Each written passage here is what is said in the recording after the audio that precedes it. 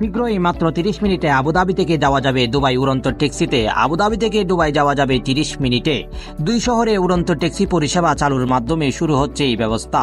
শুক্রবার 26 এপ্রিল এক প্রতিবেদনে আরব আমিরাত ভিত্তিক সংবাদ মাধ্যম কালিজ টাইম এই তথ্য জানায়।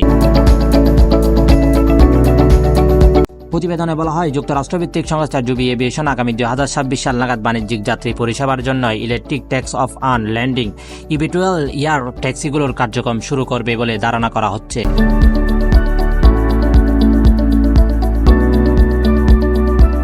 চলিত বছরের ফেব্রুয়ারিতে জুবি এভিয়েশন দুবাইয়ের রুট অ্যান্ড ট্রান্সপোর্ট অথরিটির সঙ্গে চুক্তির সাক্ষাতের ঘোষণা দেয়।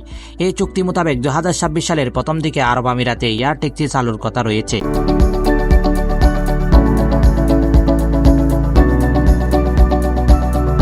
প্রতিবেদনটি তুলে ধরেন মোহাম্মদ জাদুল ইসলাম জিসান ও প্লাস নিউজ ইন্টারন্যাশনাল, ঢাকা।